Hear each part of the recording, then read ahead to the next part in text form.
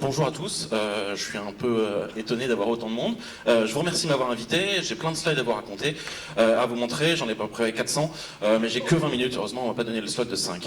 Je m'appelle Jean-Baptiste Kempf, je suis un geek, je suis président de l'association Videolan et je suis lead développeur de VLC. Alors par rapport à vous, moi je fais pas de l'agile, je fais pas des PO, des PM, je fais pas de DevOps, moi j'écris de l'assembleur à la main, je fais du C et du C++, et je gère un logiciel qui a 450 millions d'utilisateurs dans le monde. Évidemment, je vais trop loin par rapport. Voilà. L'association Videolan, c'est l'association dont le seul but c'est que vous ayez tous un cône de chantier sur vos ordinateurs. Alors évidemment, c'est un symbole complètement débile, qui n'a absolument aucun sens pour un lecteur multimédia, mais c'est aussi pour ça que vous le connaissez. Moi, je vais partout dans le monde et je dis bonjour, je viens de l'école centrale Paris, tout le monde s'en branle. Je dis ouais, vous savez, je fais VLC, personne connaît. Mais si, le code qui lit les vidéos. Ah ouais, je connais. En fait, c'est un truc complètement débile, mais hyper reconnaissable, et c'est pour ça qu'on l'a gardé. C'est une histoire française. Un peu chelou, qui commence à l'école centrale Paris. L'école centrale Paris, c'est une grande école, chiante comme les autres grandes écoles, mais qui a cette particularité que le gouvernement français voulait le mettre à Clermont-Ferrand dans les années 60. Et les anciens élèves se sont rebellés et grosso modo ont acheté ce terrain à Châtenay-Malabry. Et en fait, on s'est retrouvé avec une grande école qui était sur un terrain privé qui appartenait aux anciens élèves. Donc il n'y a aucune autre école en France qui fait ça. Et en fait, ce que ça a donné, c'est que tout le campus est géré par des associations étudiantes qui gèrent le réseau. Et dans les années 80, il y a IBM qui a voulu tester et qui a déployé un réseau internet, enfin LAN, sur tous les postes en Token Ring. Alors je sais pas s'il y a des gens assez vieux encore ici pour connaître Token Ring. Ouais, une main, ouais, pas mal. Ah non, plus, waouh. Donc Token Ring, c'est une vieille techno où grosso modo, en fait, tous les ordinateurs sont sur un anneau et puis il y a un jeton. Il y a une seule personne qui parle à la fois. Donc pour aller lire des mails sur Pine et des news dans les années 80, c'est nickel. Pour jouer en réseau, c'est la merde. Donc qu'est-ce qui se passe? On est en 93. Les étudiants veulent jouer en réseau. Et donc ils vont voir l'école en disant oui, on a besoin d'un nouveau réseau, ça serait super pratique, etc. Et l'école comprend très bien que c'est pour jouer aux jeux vidéo. Donc on est avant 93, hein, donc les sites web, c'était quand même léger. Et donc ils se font envoyer balader, notamment parce que l'école centrale Paris, dans sa mauvaise foi que seuls les Français sont capables de faire, arrive et leur dit on aimerait bien vous aider, mais vous comprenez, le campus ne nous appartient pas. Donc on va voir des gens de TPS. Et les gens de TPS, ils disent alors là, nous ce qui nous intéresse, c'est de faire de la télé sur le réseau. Alors aujourd'hui, ça vous paraît logique. Là, on est en 94, donc on est 12 ans avant YouTube. On est des 486 DX à 33 MHz, donc c'était absolument impossible. Mais l'idée, c'était, écoutez, vous prenez une grosse centaine de satellites, vous décompressez la vidéo quelque part, et vous détruisez votre réseau, on vous paye un nouveau réseau. Évidemment, c'était infaisable, mais les étudiants ont dit ok, ils avaient besoin de jouer aux jeux vidéo, donc ils ont fait un nouveau réseau. Et en fait, c'est comme ça que le projet de vidéo sur un réseau local, vidéo LAN, est né. On n'est évidemment pas cross-platform, on n'est pas open source, et ça c'était il y a très longtemps. Donc ensuite, en 2001, ouais, non, toujours pas.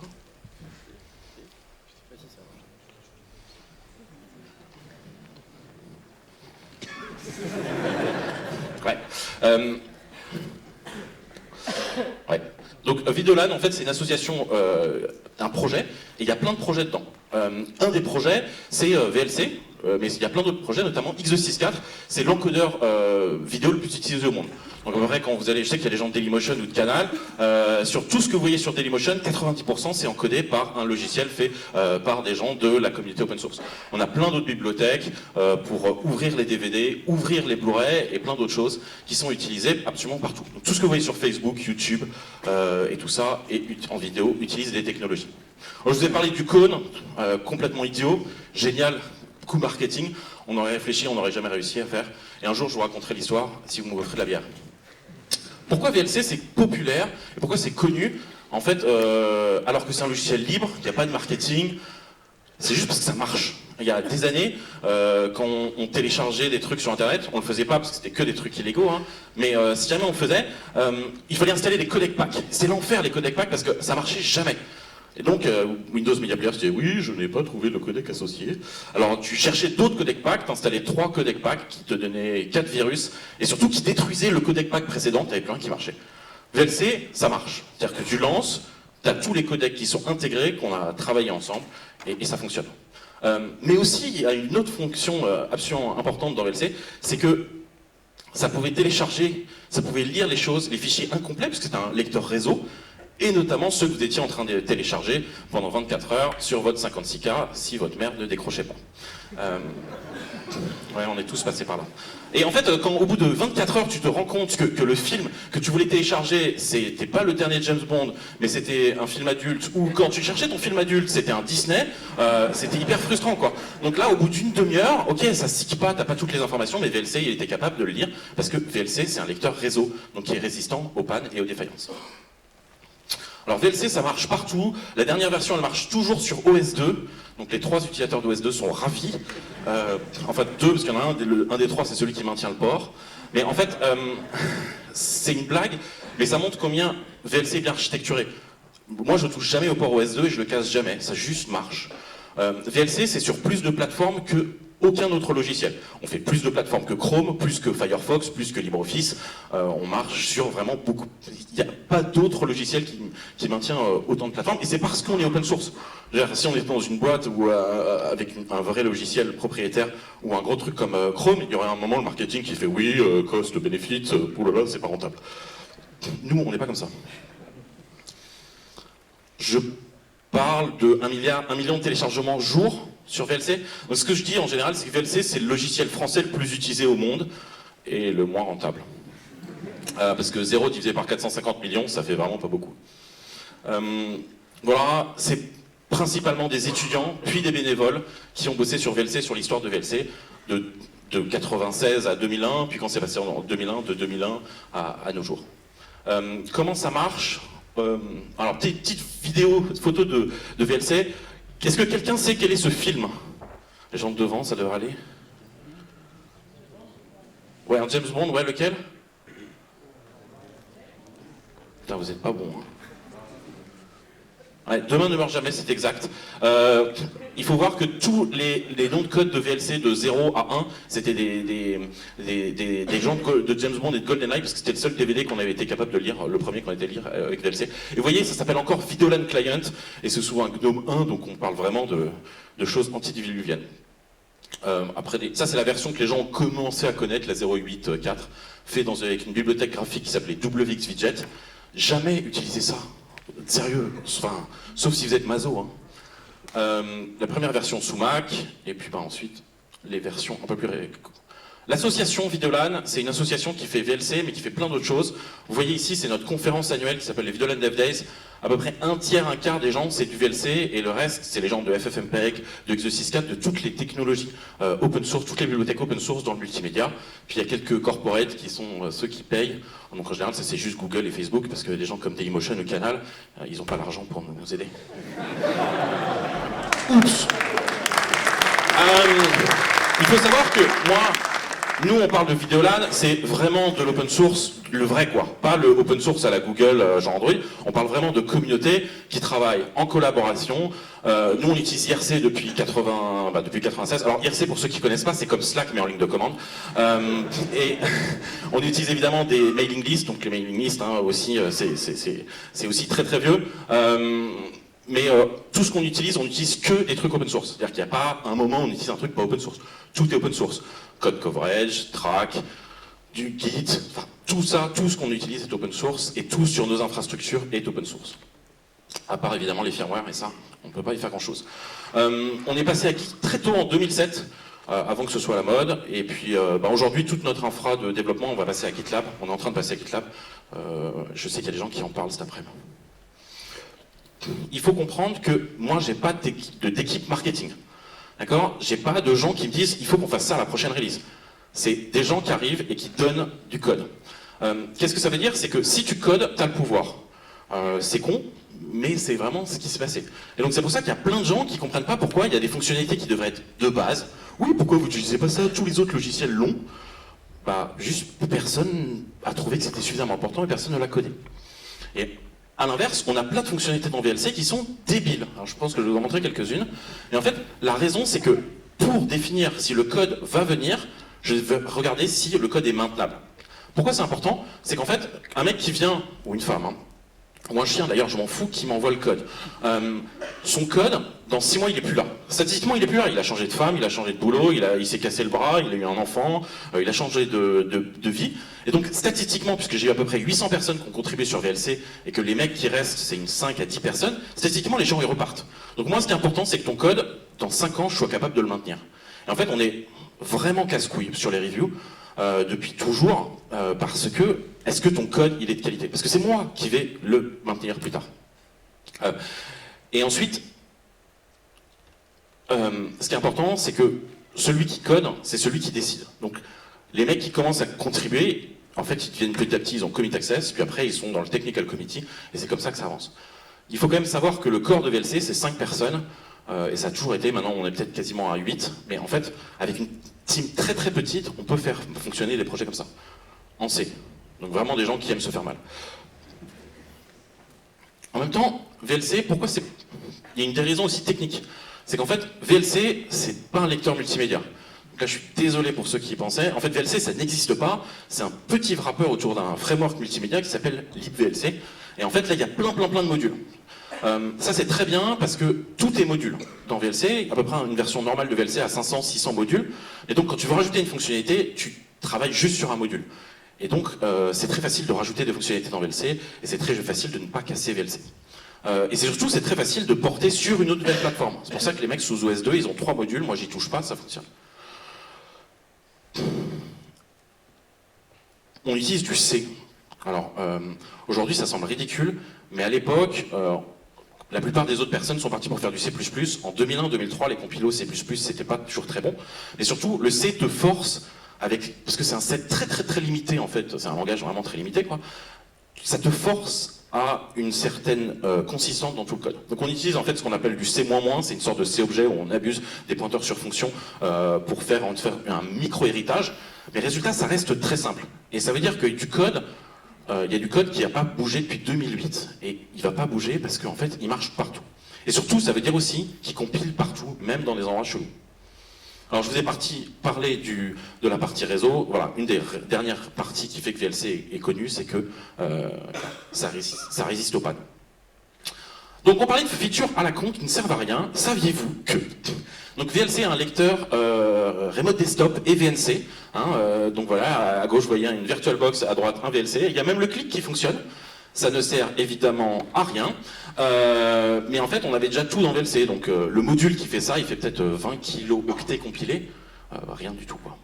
VLC peut faire des mosaïques, pendant très longtemps la mosaïque de Free c'était un VLC, et donc vous voyez bien que VLC c'est pas juste un lecteur, là il lit 20 flux et il les recompose.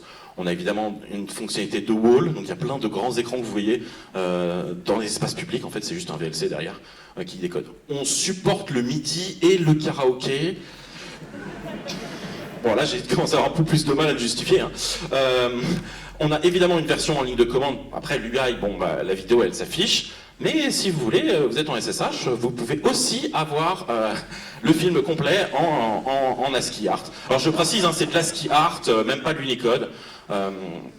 Voilà, évidemment tout ça ne sert à rien, mais ça rend le logiciel populaire. Bon, évidemment une version sur Android qui marche sur Chromebooks, ou une version qui marche sur Apple Watch.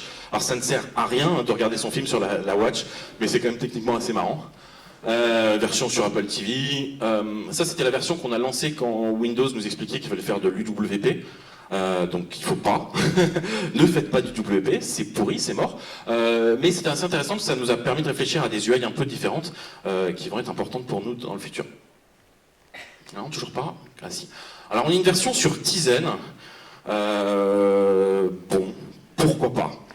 Pareil, encore une idée complètement moisie qui est morte. Mais ça montre que, en fait, c'est un stagiaire qui a porté VLC sur Tizen. Et le stagiaire, il était après 6 mois de 42. Donc je veux dire, ça se fait. Hein. C'est pas compliqué de porter VLC sur une nouvelle plateforme. Bon, on a fait de la VR, on va en faire plus. C'est pas forcément toujours très passionnant. Mais je voulais vous raconter cette histoire-là. Alors, vous voyez, vous êtes tous capables de lire évidemment le Malayalam. C'est un langage de script qui a beaucoup de ligatures. Donc c'est comme le dans l'eau ou le ST dans les trucs de la Pléiade. Donc en fait, vous avez 2 caractères, il faut faire un seul glyphe. C'est hyper difficile à faire. en fait, c'est une des trucs les plus difficiles dans VLC, c'est le rendu de texte. Parce qu'en fait, il y a plein de bibliothèques qui sont très bas niveau pour gérer ça, et en fait, personne ne réimplémente un moteur de rendu de texte, parce que tu utilises GTK, GNOME ou ce que te donne Chrome, mais jamais personne n'y va. Et moi, j'ai un mec, et on a toujours eu des problèmes avec ça dans VLC, parce qu'évidemment, on peut pas emporter Chrome dans VLC. Enfin, on pourrait, mais après, notre téléchargement ferait 450 mégas, et puis notre application, elle prendrait 3 gigas de RAM, comme Slack, ou Molotov. J'ai un mec qui arrive et qui me dit, bah voilà, je suis à Alep, Est, il y a 4 ans. Je m'emmerde, est-ce que tu peux me donner une tâche? Je lui dis, ah bah attends, tu es à Alep Est et tu veux que je te donne des tâches pour coder sur VLC? Il me fait, ouais, j'ai 2 heures d'électricité par jour et 2 heures d'internet, donc moi je charge mes batteries et après je code, sans que j'ai rien d'autre à faire, je peux pas bouger. Je dis, bah écoute, tu vois, on a un rendu sous-titre un peu merdique, en arabe. Il me fait, ah ouais, bah d'accord. Donc là, il part. Et 4 mois plus tard, il me renvoie 2 patchs. Parfait. Je fais, ok, bon d'accord. Bon bah, ok, il me dit, bah donne-moi autre chose. Je dis, ok, bah tu voudrais pas gérer l'hébreu? Alors je me suis dit, c'est peut-être pas une bonne idée de demander à un arabe de gérer un truc qui est en hébreu. Il me dit, aucun problème, je le lis. D'accord, ok, donc alors, pareil, il repart. Et là, je fais, bah écoute, vraiment, le truc difficile, c'est donc ce qu'on appelle les complex text layout, c'est-à-dire vraiment où il y a jusqu'à N, 5, 6 caractères qui font une seule glyphe, et il est parti. Et il a fait ça. Il est revenu 8 mois après. Et à la fin, je lui dis, bah écoute, qu'est-ce que tu veux, quoi? Je peux t'inviter en France, je te trouve un boulot, etc. Il me dit, je voudrais une adresse email @videolan.org. Je vais quand même vous parler de la version 4 qui arrive. Version 4 qui arrive, on a beaucoup de changements, pas mal sous le noyau, notamment pour être beaucoup plus professionnel. Frame Accurate, on a une nouvelle clock, on a une nouvelle media library et une nouvelle interface qui va probablement ressembler à quelque chose comme ça. C'est-à-dire en fait, on garde la version VLC très simple où tu double-cliques depuis ton Explorer et ça lance, mais on a aussi une indexation de ton contenu sur ton PC ou sur ton Mac. Un peu comme iTunes, mais en plus simple et en plus rapide. Et si t'en veux pas, bah, tu le désactives et ça fonctionne aussi. Voilà, ça c'est la version qui sera sous Mac. Et il me reste 3 minutes. Alors, j'ai 3 minutes, je vais vous raconter sur quoi on bosse. Les choses sur lesquelles on bosse, il y en a 2 un peu bizarres. Le premier, c'est VLC.js. Alors, VLC.js, l'idée, c'est de compiler les 15 millions de lignes de code en C ou en C++ de VLC en JavaScript. Alors, bon, on est d'accord que grosso modo, le JavaScript, c'est à peu près 100 fois plus lent que le C, en ordre de grandeur. Et nous, on écrit de l'assembleur à la main, hein, pour être plus rapide que les compilos. Quand on fait des codecs, parce que, évidemment, en règle générale, vous n'êtes pas meilleur que votre compilateur. Quand vous écrivez des codecs et que vous le faites à la main, si. En général, on arrive à être entre 4 et 8 fois plus rapide que les compilos. Bon, ça se fait, hein, c'est un peu chiant, hein, mais ça se lit bien. En général, on prend des jeunes stagiaires qui connaissent pas encore le monde de la vraie vie. Ils sont jeunes, ils sont frais, ils sont beaux, ils sortent des pitailles, et putain, on les met là-dedans, on leur dit, tu vois, c'est la vie. Bon, après, en fait, ils s'en sortent très bien. Et donc là, l'idée, c'est de compiler. Donc en JavaScript, évidemment, c'est impossible, mais avec WebAssembly qui arrive, qui est déjà plus ou moins dans les navigateurs. Alors je dis plus ou moins parce qu'il manque beaucoup. Il y a la base, mais il manque quand même beaucoup de bouts pour VLC, notamment la partie threading. En fait, on va essayer de compiler en fait tout VLC là-dedans. Donc si vraiment on arrive à être plus lent d'un ordre de grandeur ou un demi-ordre de grandeur, donc 5 fois plus lent ou 10 fois plus lent, c'est quelque chose qui va être utilisable. Et en fait, les gens qui font un peu de la vidéo dans le web, ils sont assez intéressés par ça parce qu'aujourd'hui, ils passent leur temps à faire des frameworks en JavaScript, que genre HLS.js ou Dash.js, qui modifient la vidéo à la volée pour pouvoir la réinjecter dans le format qui va bien de cette version de Chrome, démuxer le MP4 et le remuxer à la volée, des choses horribles, qui évidemment sont pas maintenables sur le long terme. Et surtout, à chaque fois qu'il y a Apple qui sort une nouvelle version de ses protocoles de streaming, tout le monde flippe et se remet à coder des bibliothèques monstrueuses de JavaScript. C'est absolument pas tenable dans le moyen terme. Donc, apporter un vrai framework multimédia en disant au navigateur, donnez-moi une sortie audio, donnez-moi une sortie vidéo, ça c'est quelque chose qui peut fonctionner. Je sais pas quand on va réussir à finir ça, mais ce serait bien qu'on finisse cette année. Et le deuxième projet un peu con qu'on est en train de faire, c'est une sandbox dans VLC. Évidemment, VLC, c'est des failles de sécurité, plus que vous n'en jamais vu dans votre vie. Pourquoi 15 millions de lignes de code de C, de C++, dont plein de bibliothèques qui ont été commencées dans les années 90, vous imaginez le nombre de failles de sécu. Donc l'idée en fait c'est de se protéger de son propre code, et donc on va apporter une sandbox. Habituellement on met une sandbox autour de tout, mais en fait comme VLC il a accès à tous les trucs en bas de niveau, ça sert à rien, parce qu'en fait tu fais des trous partout dans ta sandbox. Donc on va apporter des sandbox à l'intérieur du process VLC, donc plusieurs sandbox. Évidemment personne n'a jamais fait ça à part Chrome, et Chrome il doit gérer 5 à 6 mégaoctets de pages web et de CSS, nous on parle de plusieurs gigabits par seconde. Et voilà, et c'est la fin du temps, et je vous remercie, et j'ai pas le temps pour faire des questions. Merci à tous.